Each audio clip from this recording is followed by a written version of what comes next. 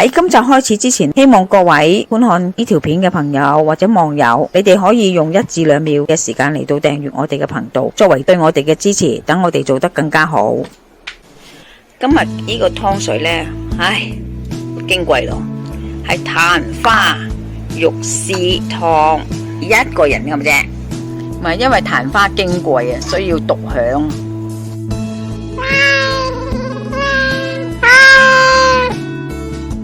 阿媽廚房，有位朋友親自速遞咗琴晚開咗花嘅曇花俾我。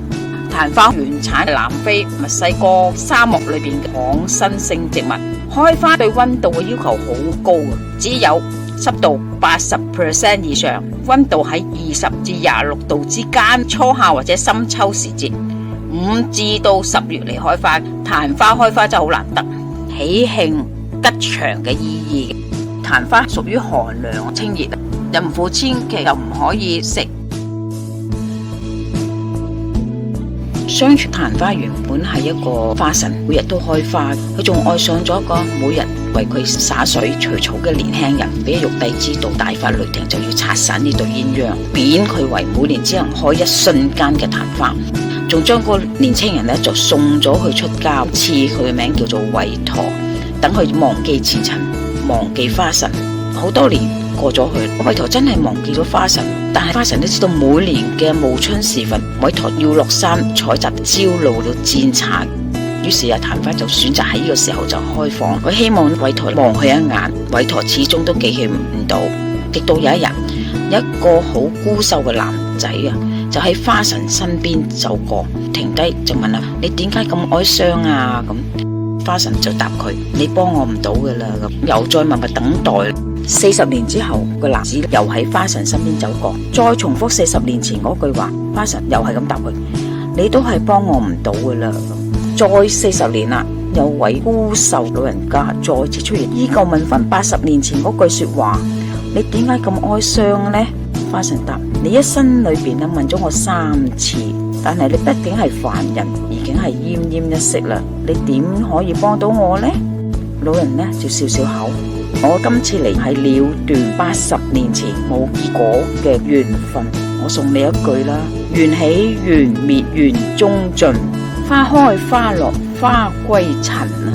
講完之後呢，閉目坐咗喺度咯。曇花一言為韋陀：這般情緣何有錯？天罰地誅我來受，蒼天無眼我來開。個老人家圓寂咗之後，捉住花神一同去咗佛國嗰。韋陀終於都想翻起前世姻緣，佛祖就准阿韋陀下凡，了斷未了嘅姻緣。個老人違反咗天規，都唔可以喺東方佛國淨土終受天罰，永無輪迴啊！曇花一言只為韋陀，所以曇花又叫做韋陀花。亦都因為曇花喺夕陽之後見到韋陀，所以咧曇花通常就係喺夜間開放。花係寒涼啊，所以我加老薑同埋肉片落去一齊煲。我咧擺咗啲曇花喺度嗰時咧，竟然有螞蟻嚟出現喎！哇，所以可以證明到咧曇花係幾咁甜味啊！將個莖切咗出嚟先，個花瓣一絲絲咁搣出嚟。花心咧，有人話可以要，我就會掉噶啦。莖開一段段，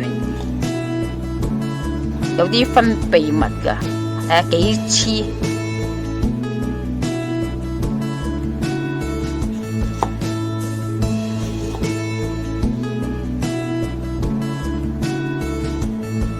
用1兩瘦肉，點解要落咁少啊？你係咪睇到會好笑呢？即係唔想嗰啲肉奪咗曇花嗰啲清甜味啊！咗絲、鹽、生抽、油、豆粉、胡椒粉。等佢入味，仲可以辟咁曇花寒啊！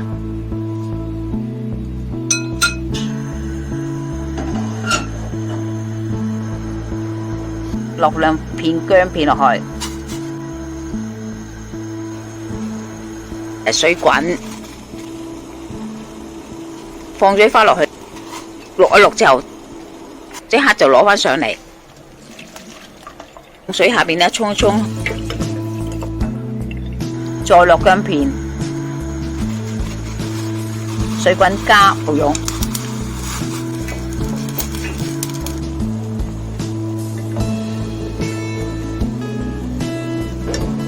肉絲滾咗之後呢，即刻放蛋花，記得係呢個係滾湯，唔係煲湯。再滾翻熄火啦，唔好即刻出嚟，等佢膠質出嚟水度先。你飲有啲厚厚地嘅膠質感，啲湯水係好清甜。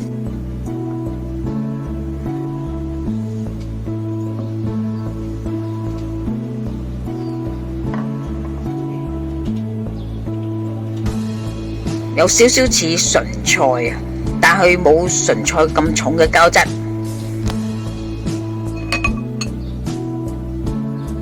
今集已經差唔多啦，多謝各位嘅收睇。詳細食譜我哋會上傳喺 Facebook 嘅專頁裏邊，有興趣嘅話可以查閱。另外，如果喜歡我哋頻道嘅話呢，可以訂閱我哋嘅頻道，以作對我哋嘅支持。希望大家喜歡，我哋下集再見啦，拜拜。